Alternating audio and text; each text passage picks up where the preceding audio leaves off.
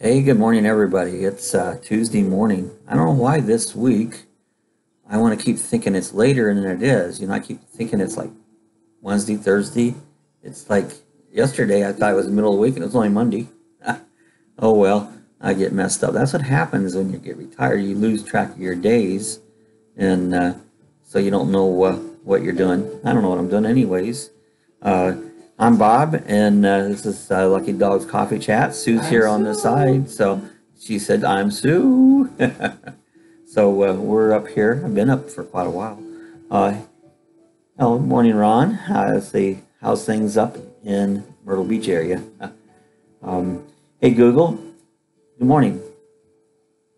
Good morning, Lucky Dog. The time is 8 a.m. Right now in DeLand it's 48 and sunny. Today, it'll be sunny, with a forecasted high of 77 and a low of 51. Have a good one. Well, 77 is not bad. Hey, Google, what's the temperature? In DeLand, it's currently 48. 48. See, that's cold. I mean, my gosh, this is the middle of April, and it's 48 degrees. That's not right. Brr. I seen up north it's still cold. Let's see what it is in Ohio. Hey, Google, what's the temperature in Worcester, Ohio? In Worcester right now, it's 31. 31. So, that's only, we're 48. What is that? 17 degrees difference? I bet we'll go a lot warmer than them today, but you never know. Ron says, what you talking about this Saturday? This is Saturday. He's confused. Oh. Okay, I'm talking about this Saturday. Yeah, it is Saturday. Wait a minute. This is the second Tuesday of next week. Oh, well. I don't know what I'm doing, know. Right. Yeah, that was a good one. Hey, Google, tell us a joke. What did the snail say while sitting on the turtle? Whee! One was slower than the other. It's 40 there. This weather's just been crazy this year, Yesterday, it was chilly. It warmed up in the afternoon. Actually, got nice. Later, 3 o'clock, so got pretty nice. It'll be that today. It'll get nicer. I'm looking out and notice there's no wind. It's been so daggone windy lately, so the wind's calmed down a little bit there. But weather has been crazy all over the country, including the south and the north and everywhere else. So, it's crazy a little bit on it. Hey, we've been watching in the afternoons. We watch, like I said, all these. Ron says ES. I don't know what that is. We watch a lot of YouTube videos. That's what we do. It's more interesting. Oh, yes. You forgot the Y. But I've been watching this, following this one guy. His channel is called Little House on the Road. And these people live in a pop-up camper. And it's an older one. I think I'm going to say was a 70s model. And they've been here in Florida somewhere, and they boondock. I don't know whereabouts, but they've been staying here about all winter here in Florida. But a couple days ago, they came back, and it had caught on fire and completely burned up. They had nothing left. And this is, from what I understand, this is all they have. They don't have a home. They've gotten rid of their home. By choice. By choice, yeah. They wanted to. And they decided they want to live boondocking. And they decided they were going to live in this little pop-up camper. And they've been living, that's why it's Saturday. So they've been living in this pop-up camper, and it burnt down.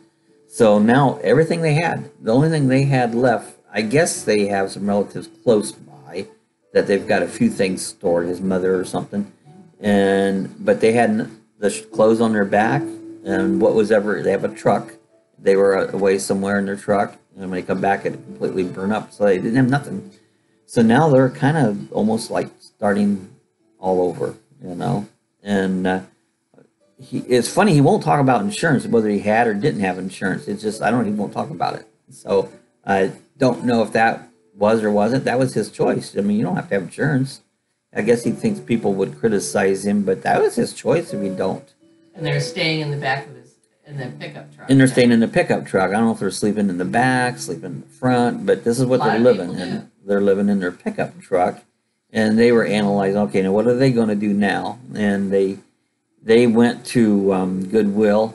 They got some clothes, and that's where they're at right now, a few essentials that they needed. And at first he was going to go out and look for another pop-up camper, real cheap, fix up and live in it. Then he decided, I guess he's going to build something on the back of his truck. I don't know if it's going to look like a truck camper. I don't know if it's just, I don't know exactly what he's got in mind, but he has this in mind. He's going to build this thing. That's what they're going to live in now. And they're on the truck. So it's going to be interesting to follow them. I get to thinking a lifestyle like that, what they've done, they've set up a $800 a month budget. And this is what they live on. They live on this $800 a month. And he's broke it down in several of his videos. You can look it up. It's called the Little House on the Road. And that's the name of his YouTube channel. And I haven't watched all his videos. I watched quite a few different ones that he's been doing. But I get in the thing, I start following. These people have different channels, but he broke it down, living on $800 a month. And with my income, I still couldn't quite make it on $800 a month because I don't make $800 a month. That's crazy. But he does it, and you can do it. A lot of people don't think they can live on less, but you can. I've always lived on less because I've always made less, and so you can live on a lesser budget. The guy, you never see his wife. You hear her talk just a little bit now and then, but you never really see her. He's kind of a skinny guy on it, so apparently he's not a big eater or nothing.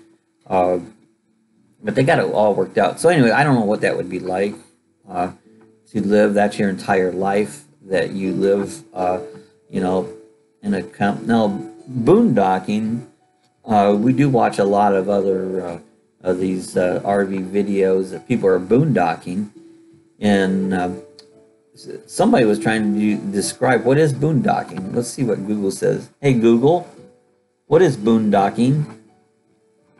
On the website freecampsites.net, they say, boondocking is essentially camping without hookups. You may also hear it referred to as dry camping. Often, dry camping means staying in a campground without hookups, whereas boondocking typically means staying in a completely undeveloped area. Okay, so that's their definition for boondocking.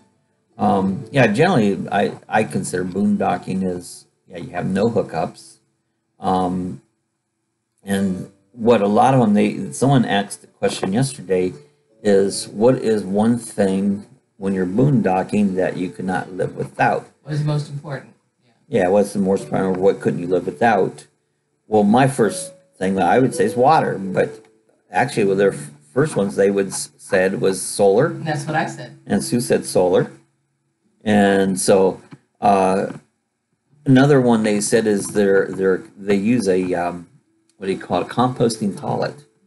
The more I hear about these composting toilets, it might be a nice way to go. But then somebody did say water, So you when you're boondocking like that, you're looking for your bare essentials. So your solar will give you some power. You could probably even get away without power, but it would be really hard to. Make it makes nice a lot to have more. Your generator as a backup. And a generator is nice, to have a backup. For me, I'm so used to creature comforts that I don't know how well boondocking would work out for me because I like my computer and my internet.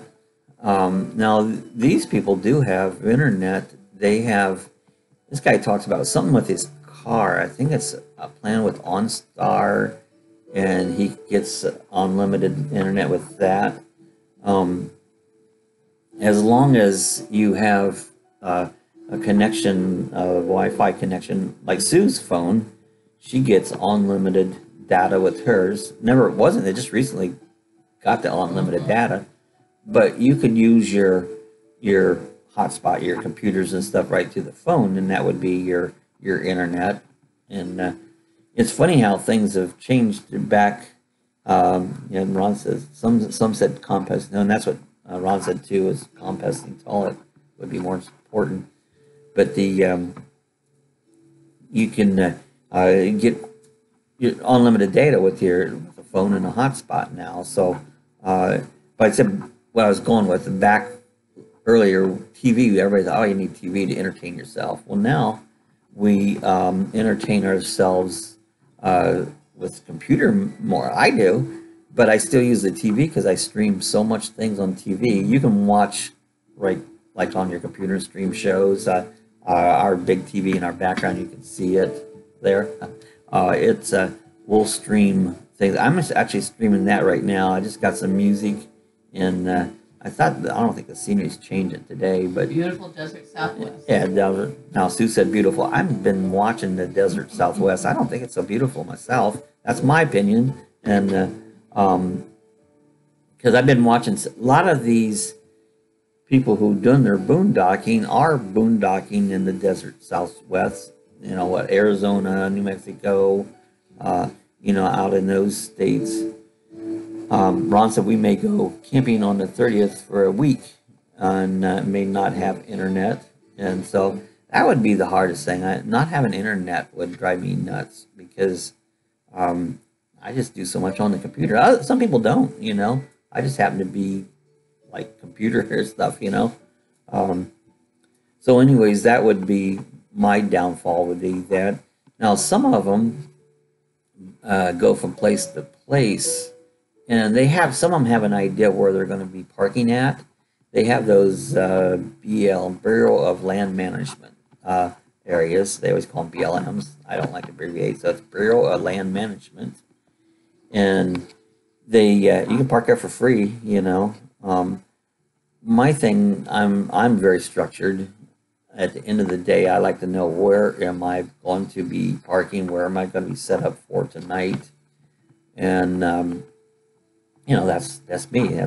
So unless I know, some of them will do the Walmart thing. You park in the Walmart parking lot, and the biggest part of the time you're okay there. But once in a while, there's some areas that the local won't allow it. I don't know it's any of their business because it's private property, but the local government will, make you move. Yeah, Sue was talking about recording stuff. Now we have on our hard drive, I've got like all kinds, hundreds and hundreds, maybe close to 1,000 shows on a little external hard drive that I've recorded. And you can plug them into your computer, or I can plug it into the television. And so you have all kinds of shows to watch. That part I think would be fairly easy, as long as you've got a big library you build up that library, and you'll have all kinds of things that you can watch. So that does give you something. Now, I guess when you're just camping, a lot of the idea is to be outdoors. And I like to be outdoors, but I like, they have cable there on, so that's good. Yeah, plenty to watch. I like to be outdoors if I'm doing something. I'm not one of these persons that sit down on a lawn chair and say, it's beautiful here. Or read a book. I don't read books. I don't like to read, never did. That's not me. Some people, that's what they enjoy, is just sitting down and, I'm looking out right now and it's beautiful out. There's not a cloud in the sky. It's beautiful, but I can only do that for a short time. My brain goes, my mind goes like 100 miles an hour. So, I ain't one that just to sit and enjoy the outdoors. That's not me.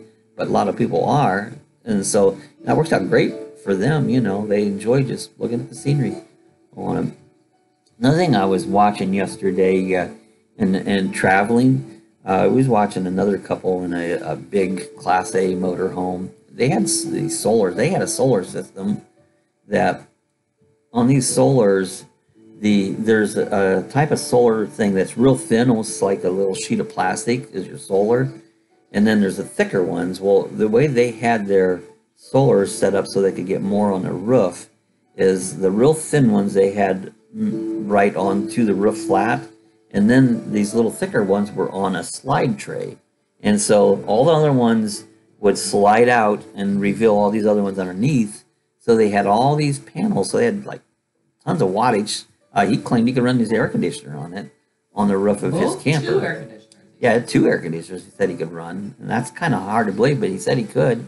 And so, you know, but when you get there, you have to slide all these panels out, and you have all this solar, which is great. But we were watching them. They were going through. I'm thinking they were in Washington. Is that where they were at? Washington or Oregon. Washington, Oregon. One of those Pacific Northwest. Yeah, Pacific Northwest with all the mountains. And so I was watching. I've traveled with a big Class A motorhome through mountains and stuff. And a lot of people love the mountains. I hate the mountains. I don't like to look at them. I mean, it's all right to look at them, but to travel through the mountains, I just despise the mountains. For one, it's just curvy up and down and around. It's nerve-wracking to drive. And if you're traveling in the warmer weather, and that's what they were just done, their big Class A, all of a sudden they could smell something that was getting hot going up the hills. And, you know, so pretty soon they had to pull off the side. The thing, water was running out of it. And it was just hot. And to me, that takes away all the fun.